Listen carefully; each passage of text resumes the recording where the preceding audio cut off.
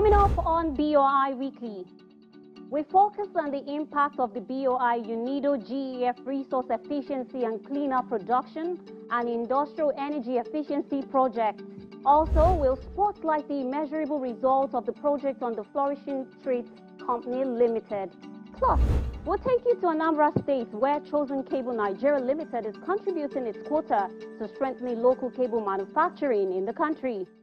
Hello and welcome to BOI Weekly, a program powered by the Bank of Industry. I am Aramide Folorosho. As part of efforts to strengthen Nigeria's response to the global threat of climate change and assist the country in improving industrial energy efficiency, as well as promoting the adoption of cleaner production methods, UNIDO and GEF, in association with BOI, set up a fund for entrepreneurs within the relevant subsectors in the Nigerian industry.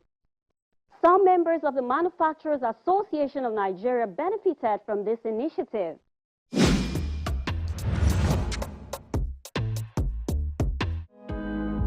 The United Nations Industrial Development Organization UNIDO and the Global Environment Facility GEF, in partnership with the Bank of Industry BOI, established a $600,000 UNIDO GEF Resource Efficiency and Cleaner Production and Industrial Energy Efficiency Fund. This initiative is aimed at providing financial assistance for projects, programs, and activities directed at helping companies deploy energy-efficient and optimized solutions within their businesses.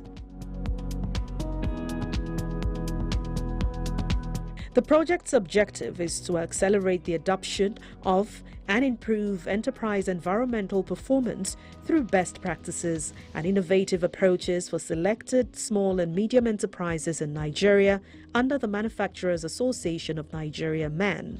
BOI has been a veritable partner, and so it was a great delight for us to see that, building on our existing relationship with BOI, we had a great opportunity to work on the GEF-UNIDO program. The IEE RECP project was a privileged opportunity that MAN had to be the first business membership organization in the world to be saddled with the responsibility of coordinating the execution of this project in Nigeria. And basically, for our members, we felt that it was going to be, when it was introduced, it was going to be a very effective opportunity to promote energy efficiency, environmental responsibility, and the competitiveness of our members in this global economy where environment concerns and the renewable energy and the efficient utilization of energy has become a common currency.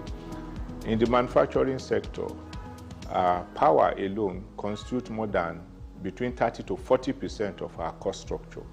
So an efficient and effective use of it and lowering the cost to our businesses is very important. So for us, the project came as a huge opportunity for us to leverage the global trend and to be able to work with veritable institutions, international organizations, to be able to domesticate the advantages that it can deliver for our more than 2,500 members of the Manufacturers Association of Nigeria.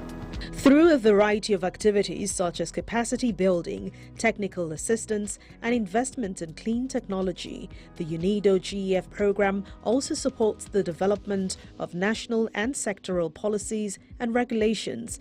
These are designed to promote energy efficiency and cleaner production across 5 sectors: textiles and garments, steel and metals, wood and furniture, food and beverage, and petrochemicals. The way it has changed the landscape is for us to be able to see the interconnectivity between energy efficiency and the bottom line in terms of profitability. So now we are able to see that efficient use of power in all its ramifications is synonymous with being profitable, being competitive, and being sustainable. The advancement that we are looking to, that we are seeing even present with us, is the fact that your capacity to export sometimes is dependent on how sustainable your production processes has been. Your profitability is based on how you have been able to manage the cost component, that is power. And also the effectiveness of your production is the skills that your people have been able to garner. So all these three major objectives rolled into one has significantly shifted the landscape of our members. And that's why MAN is desirous that even though we've had quite a number of our members, I mean more than 1,500 people have been trained. We've had more than 35 government agencies that have been involved in it. More than 47 media organizations have come to us on this journey. And we have more than 150 member industries that have been directly impacted. So for us, it is a culture that has been imbibed that the only thing we need to do is to expand it. So it has significantly impacted us, and we are actively, as a responsible organization, looking to how to scale it even beyond the project.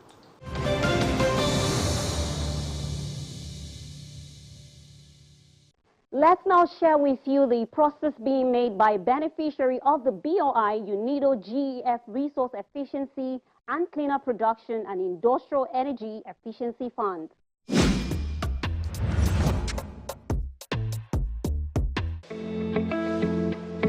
The Flourishing Treats Company Limited is a food manufacturing company committed to delivering high-quality snack products across Nigeria and sub-Saharan Africa.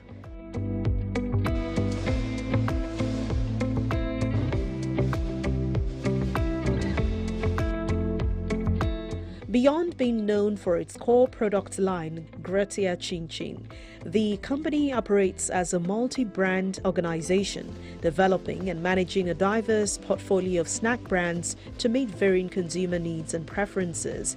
At the center of the Flourishing Treats production philosophy is a commitment to sustainability, not only regarding company operations and energy efficiency, but also in the protection of the environment. The Flourishing Treats Company, it's a food processing company mostly focused on manufacturing snacks with a vision to become the biggest manufacturer of snacks out of Africa. We have two current streams of income. One, we produce our own products, and then we're also contract manufacturers to a few big FMCG companies locally and internationally.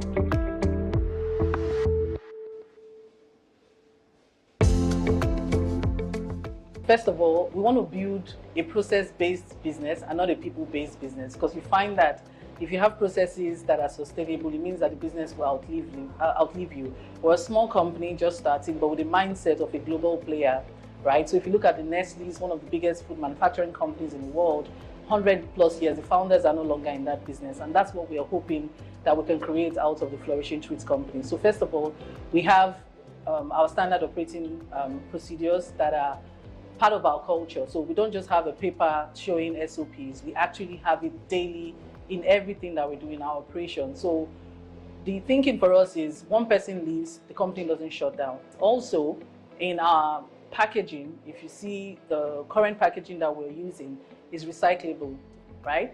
And we have a plan by Q2 next year to start to use biodegradable packaging for our premium products. So for our products also, we have sustainability at the back of our mind. Now for the operations itself, the core operations on the factory floor, what we're trying to do is how do we do more with less? So create more output with less input. The biggest cost here, one of the biggest costs we have here is energy, right? So if I'm running for a 7-hour shift, for instance, and I'm doing 100 batches, I want to do 150 batches for the same 7 hours. So that way I'm also protecting the environment, I'm burning less diesel, I'm also getting more for less resources. Through the BOI-implemented UNIDO GEF Resource Efficiency and Cleaner Production and Industrial Energy Efficiency Fund, the Flourishing Treats Company has recorded significant milestones in its operations. Before we got the access to the BOI funds, we were operating 1.4 tons a day of chin-chin. Now we're on 6 tons a day. Now there was a bottleneck. We had the process line, doing much more than our packaging machine could pack. One packaging machine, and then we had a full process line and a huge fryer. So what was happening is that we could only pack 70%, sometimes 60% of what we're producing. Now we're burning the same energy, we have the same people, we have the same space. So we're paying the same amount basically, but getting lesser output. So with the fund that we had gotten, we increased our packaging machines to 3 packaging machines now, and we also increased the process line a little bit, and same space, same people, same energy cost, and we're producing much more. Starting the business, it's our first factory, so the experience wasn't so much with the types of equipment we want to get as regards energy consumption. Again, energy consumption is a big cost head in our books, right? So what has happened is, with the experience with the existing lines that we had prior to getting the fund from BOI, we figured which equipment was taking more energy. So in sourcing new equipment, we were very intentional in trying to seek equipment that were less energy consuming with bigger output, faster output, more output. So we got high-speed packaging machine, 2 high-speed packaging machines, faster than what we had initially. And then the process line that we got as well, almost the same size, but it could also do more and with less energy. So all the components inside went to China. We discussed with our partners in China. We're able to come up with machines that will cost us less, but will produce more.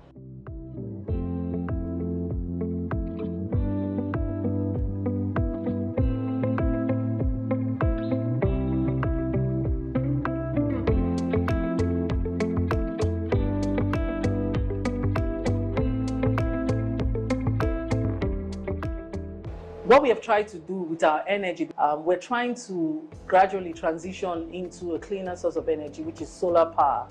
We've struggled a bit, but we're engaging one of the biggest provider of this sort of energy. And what this will do for us is that once we're hoping that we achieve this by the end of the year. So our day shift, because we run 2 shifts here, the day shift and the night shift. So our day shift will predominantly be powered by solar energy. And by doing that, I think that we'll be saving about 2,500 trees annually, right? So that's a huge impact, something that we can measure.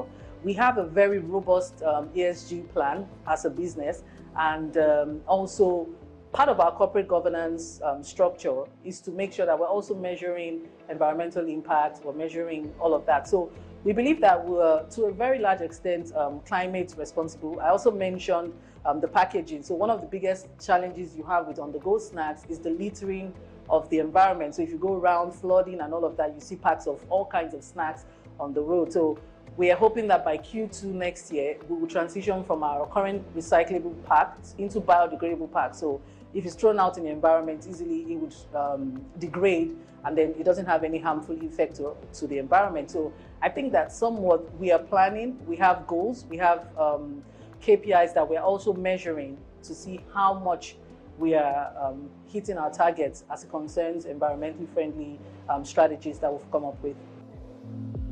With a strong foundation of clearly defined core values that guide its operations, culture and long-term strategic direction, the Flourishing Treats Company looks forward to continuing its mission, providing delicious, crispy, flavorful snacks to every home in Nigeria and sub-Saharan Africa in an environmentally friendly and sustainable manner, while creating more job opportunities.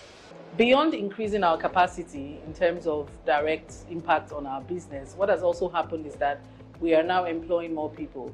So prior to this, we were doing single shifts. Like I said, we are now on double shift. So we moved our employment from about 32 people to 68 people. It would also interest you to know that over 90% of the people that we currently employ are below the age of 30, and 70% of these are women, right? So it's also very intentional for us. Now, mostly women are doing things around packaging, the odd jobs in the factory. But for us, we are trying to empower women to be operators of our machine. Currently, we have about 3 ladies, young girls, below the age of 30, around 22 to 24, operating our machines in the process line and the packaging. So for us, that's impact that we can measure and something that we're very proud of and very happy about. We're very grateful to the GEF, MAN, UNIDO, and BOI team. Because one of the biggest things that you struggle with as an SME is access to finance, not just finance, even cheap finance. So We are currently on almost a single-digit loan from the syndicates that I've just mentioned, and what that has done for us is to help us scale faster than we thought that we would. We encountered BOI last year, and then we were able to access these funds, and already we have machines here. We're currently doing 6 tons. So I think that for us it was an easy experience, especially.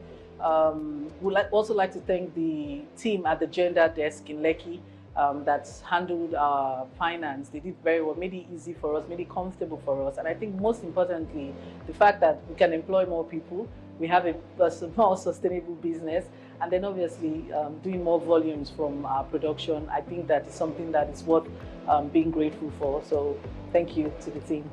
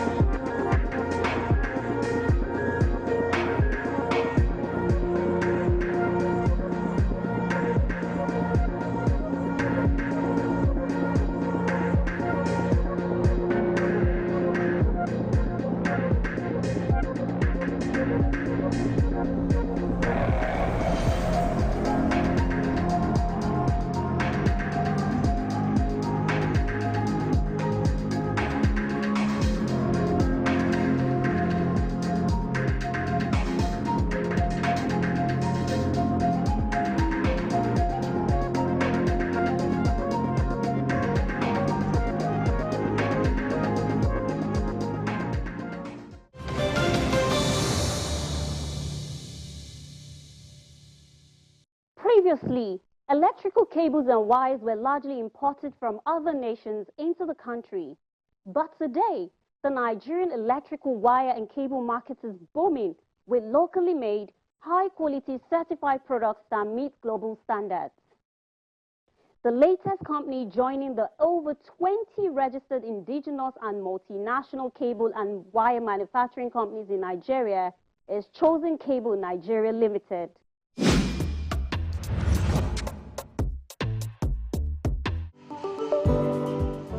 Electric cable production in Nigeria is a thriving and rapidly expanding operation within the country's manufacturing sector. Nestled in Oba Idemili South local government area of Anambra State, Chosen Cable Nigeria Limited is gradually making its mark when it comes to quality cable manufacturing.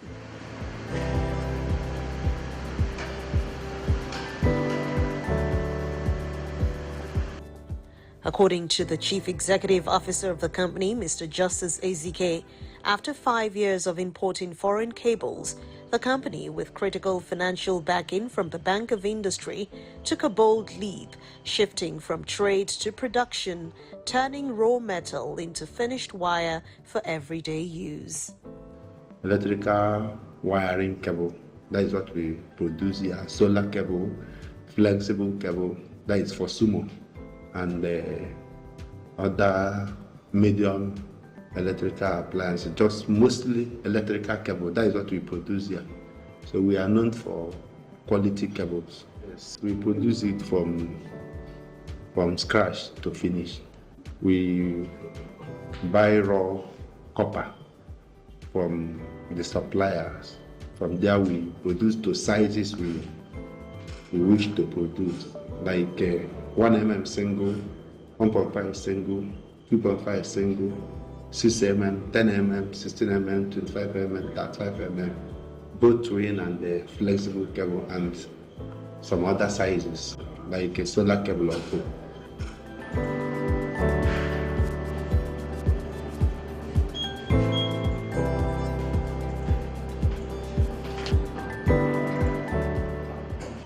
For Mr. Ezike, the impact of BOI's funding support to Chosen Cable Nigeria Limited goes beyond the acquisition of equipment and employment generation. Equally important, it's actively reducing Nigeria's reliance on foreign cable imports. I got to know about it through watching channel news. So from there, I got information about that they are in the business of sponsoring SME and other business entrepreneurs. Since I took the loan, I think it has increased our input and output.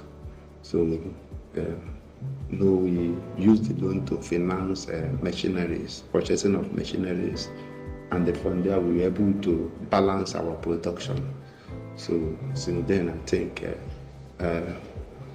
through having enough machines to produce goods, so from there we have been able to employ more staff, more workers, and reducing unemployment and increasing employment from 40 to 70%. So that is it.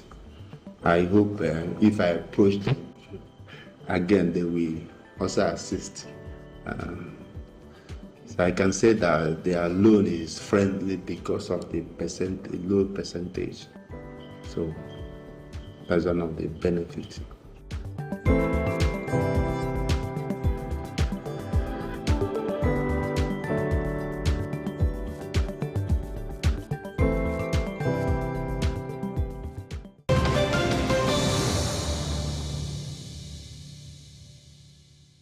Attending to your business, finance, and advisory needs is one major reason Nigeria's premier development finance institution, the Bank of Industry, is in existence. As an entrepreneur, do take advantage of BOI services. For more information on the bank's products and services, please scan the QR code on your screen.